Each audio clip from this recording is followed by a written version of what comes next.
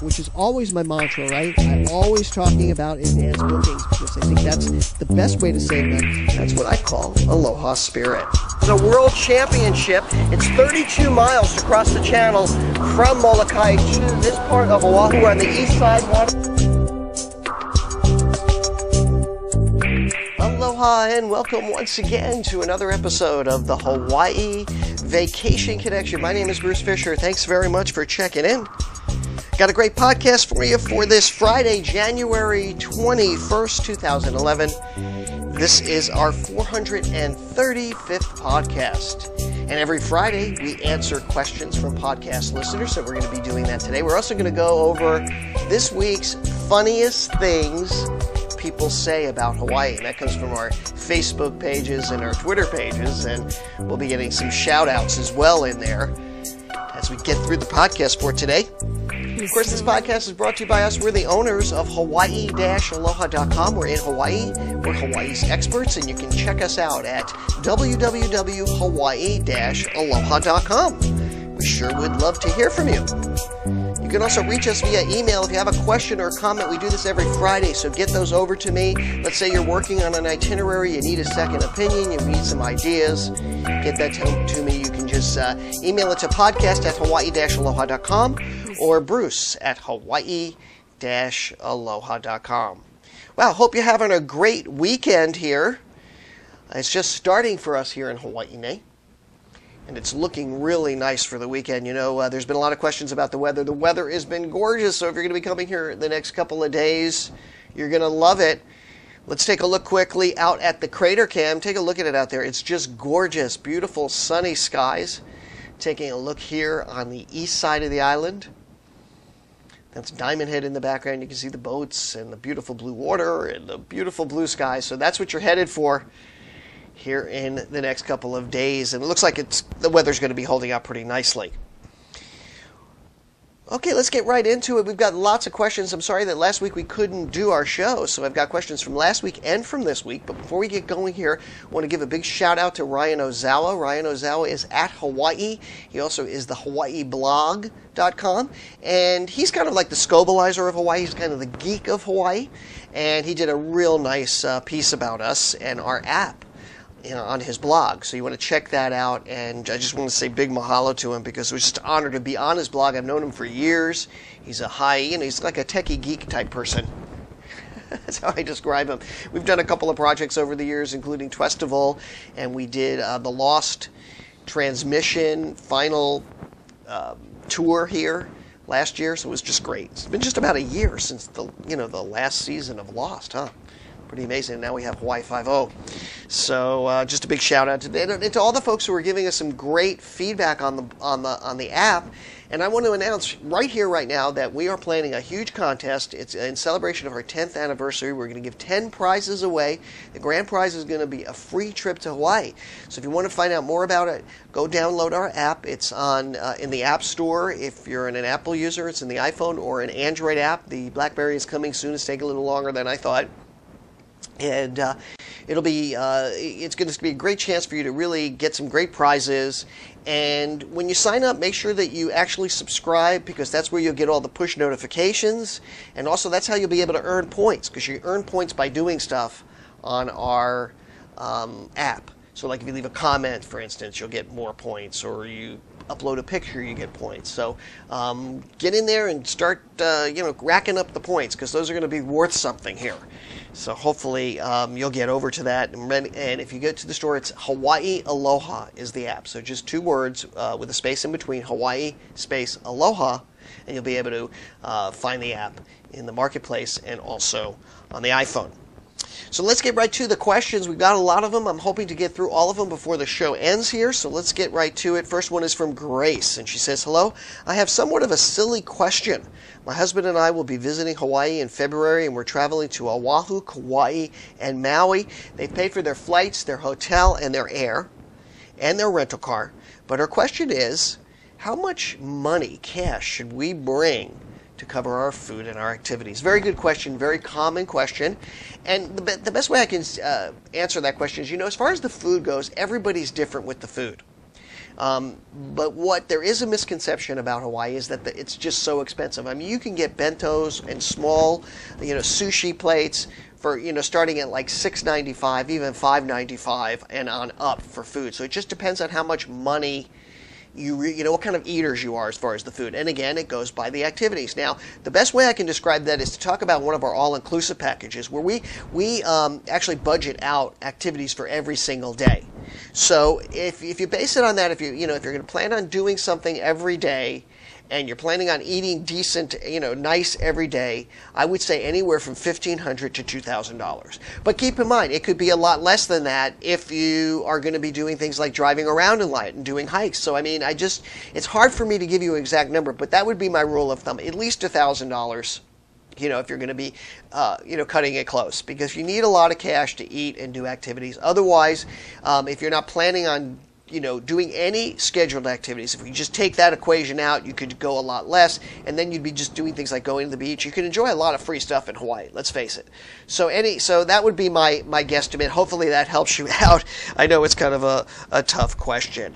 And now we've got a question from Rachel. She says, she's on our Facebook page, she says that we're planning a girls' trip, and it will be my best friend and I, no kids, no husbands. We're graduating college with our master's degree, and we're looking for as many suggestions as possible, even an all-inclusive deal. Now, a lot of people look for all-inclusive because sometimes they're comparing that all-inclusive to all-inclusive resorts in Mexico and Jamaica and some of those. But really, all-inclusive for Hawaii means that we bundle everything together for you, so we take the thinking out. Now, 2 girls graduating from college, I would have to say, and they're coming in May, I would have to say Oahu, obviously, right? I'm not sure how old they are. But if they're under 25, definitely Oahu because of the car situation, the transportation situation. Oahu has the most action. You can stay in Waikiki and be partying and having a great time and meeting a lot of people. It's either that or Maui. And if you're going to do Maui, then you want to stay in the Lahaina town area. I think you're going to get the most bang for your buck, right? If you do that. If you stay on Oahu, and these dates look pretty good. So I think you can get some good deals. So that would be my recommendation for the girls' trip. Now, I'd say some of the things you can do is, what you can do, Girls Who Surf. That's a fun thing. And there's a lot of women-based girl kind of get-together type of activities you can do here. Some women don't want to go out and go surfing with some guy that they don't know. Right? So come in, and you might want to contact Girls Who Surf, and they have other activities there as well that just the girls go out and do. And that's out in Kailua, and they're just some great people, and I've heard lots of really good feedback on that. So that might be just one suggestion for you. And I would say also check in with nonstophonolulu.com. Nonstophonolulu.com is a great resource for a lot of the fun, young, hip things that are going on around here. I mean, I'm an old man, but we have a lot of young people that are on our team. But, if you want to get in touch with the scene, you like First Fridays are great here. That's every Friday down in Honolulu, down near, at the Academy of Arts. They have First Friday where they have just all the young people get together. They have concerts. They do special events there. And it's every First Friday of every month. So you want to check that out when you're in Oahu. There's just tons of things for you to do, and you'll have a great time.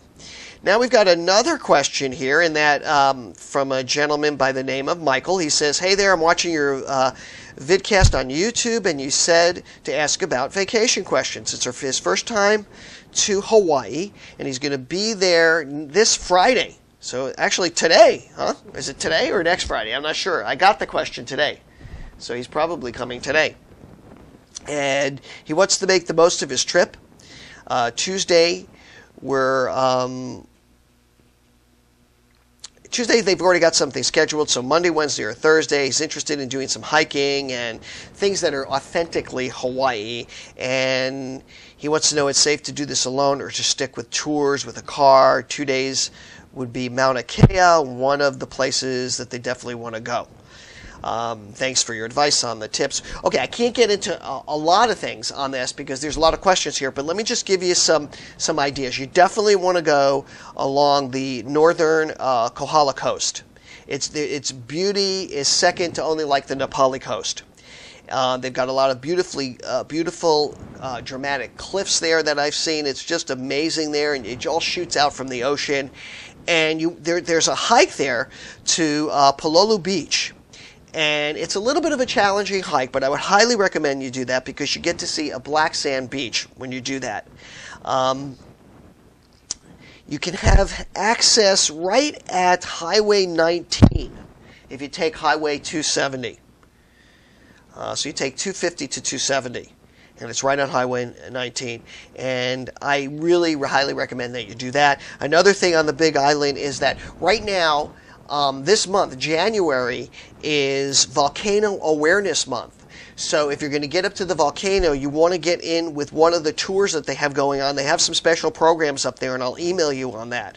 And if you just go to the Volcano National Forest webpage, you'll find a lot of information there. There's going to be tons of stuff at the Kilauea Vacation Center, and there's going to be some special geology hikes that they're doing. So I'd highly recommend that. And there's just so much stuff to do on that side. So you might want to even consider redoing your trip and staying a couple days on the Hilo side so you can experience some of that stuff.